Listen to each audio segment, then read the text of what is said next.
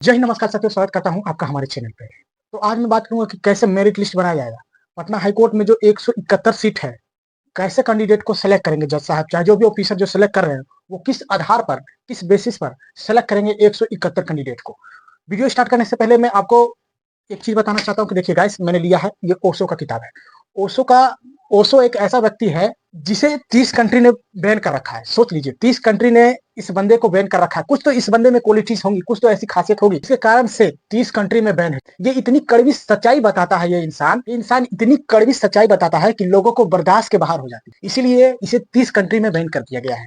अगर आप देखिए, किताब का नाम है जीवन की खोज। अगर आपके पास टाइम नहीं है इस बुक को पढ़ने का, तो आप इस चैनल को सब्सक्राइब कर सकते हैं। मैं इस बुक से जो भी मैं सीखूंगा वो मैं आपको वीडियो के माध्यम से आपको मैं सिखाने की कोशिश करूंगा, ठीक ना। तो भाई साहब, सबसे पहले मैं बात करूंगा कि पटना हाईकोर्ट की वैकेंसीज निकली थी, तो अगर मैं इस यूट्यूब प्लेटफॉर्म पर नहीं होता, तो जिन्होंने भी 599 का बैच खरीदा है वो बिल्कुल सही रास्ते पे गए थे। उन्होंने अपना सोच समझ कर बैच खरीदा है, बिल्कुल सही किए।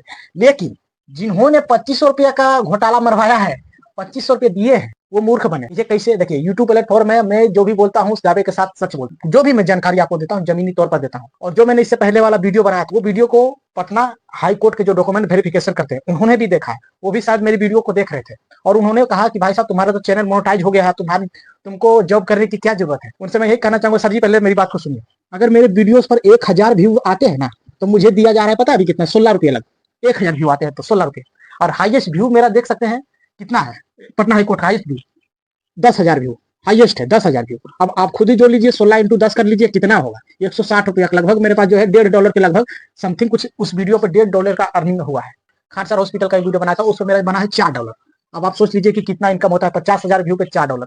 तो भाई साहब, जॉब इसलिए इंपॉर्टेंट है, जॉब में बहुत सिक्योरिटी होती है, ठीक ना। और सर जी, अगर आप मेरी वीडियोस को देख रहे हैं तो आपका बहुत बहुत शुक्रिया कि आप हमारी वीडियोस को देखते हैं और जो है चैनल को सब्सक्राइब और वीडियो को लाइक करते हैं। अगर इतना ही पैसा बनता तो भाई साहब, मैं ऑडियंस से मदद नहीं मांगता। मैंने ऑडियंस को स्कैनर दिया था और मैंने उनसे हेल्प मांगी कि मुझे जाने के लिए किराए की जरूरत है, आप दे सकते हैं, मदद कर सकते हैं। जिन्होंने भी जो है 599 का कोर्स लिया था, उनका तो बल्ले बल्ले है, उन्होंने बिल्कुल सही किया था। अगर मैं नहीं होता तो उन्होंने इस प्लेटफॉर्म पर जाकर के लिया है। लेकिन जिन्होंने भी 25 को अपना काटा कटवाया है, वो बहुत इंटरव्यू के लिए ना 4 क्लास बहुत जरूरी है। 4 क्लास में ही इंटरव्यू का लेक्चर खत्म। रेगुलर मजदूर के लिए 4 क्लास से ज्यादा नहीं होना चाहिए इंटरव्यू के लिए, मैं बता रहा हूँ। लेकिन उसके बाद भी इतना झमेला क्यों करते हैं? ये कोचिंग वाले क्यों लूटते हैं आपसे? देखिए, मैं बात करूँ, कोचिंग वाले आपसे लूटते नहीं है।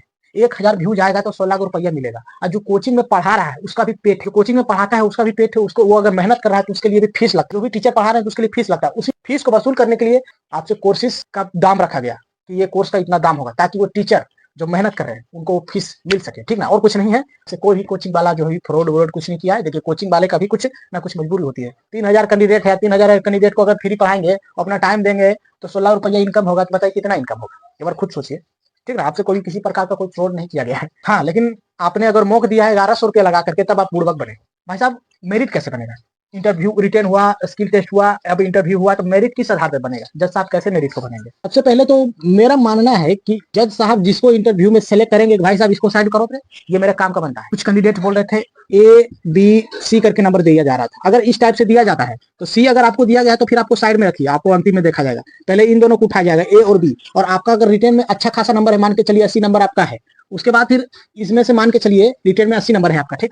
तो आप इसमें से सेलेक्ट करेंगे 500 कैंडिडेट को, 500 कैंडिडेट को सेलेक्ट करेंगे, बाकी सबको बाहर करेंगे। उसके बाद फिर क्या होगा, A और B जिनको भी इंटरव्यू में मिला है उनको लाएंगे। उसके बाद इन दोनों को मैच करके, उसके बाद इंटरव्यू में भी अच्छा मार्क्स, स्किल में भी अच्छा मार्क्स, रिटर्न में भी अच्छा मार्क्स रहेगा, तब जाके आपका जो है 171 सीट जो है फुलफिल होगा।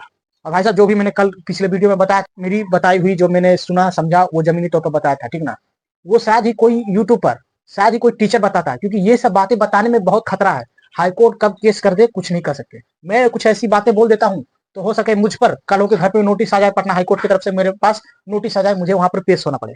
इस बात को मैं ध्यान रखकर ही कुछ भी यूट्यूब पर बोलता हूँ, तो कुछ भी उन बातों का ध्यान रखकर ही बोलता हूँ, ठीक ना। तो रिटर्न के आधार पर जिनका रिटर्न में ज्यादा मार्क्स होगा, स्किल में जिनका ज्यादा मार्क्स होगा, इंटरव्यू में जिनका ज्यादा मार्क्स होगा, उसके बेसिस पर 500 कैंडिडेट को जो है हटाए जाएंगे। उसके बाद हटाए जाएंगे 500 कैंडिडेट में, उसके बाद जो है इंटरव्यू देखा जाएगा कि किनका इन 500 कैंडिडेट में किनका इंटरव्यू सबसे बेस्ट है। उसके बाद फिर उनमें से 171 को छटेंगे और इसका रिजल्ट 1 महीना 20 दिन के अंदर आपको मेरिट मिल जाएगा। मेरिट आने के बाद उसके बाद फिर आपका फिर से डॉक्यूमेंट वेरिफिकेशन होगा, उसके बाद फिर से वेरिफिकेशन होगा, उसके बाद फिर आपको कुछ दिन बाद ज्वाइनिंग लेटर आएगा, उसके बाद फिर आप ज्वाइन कर सकते हैं।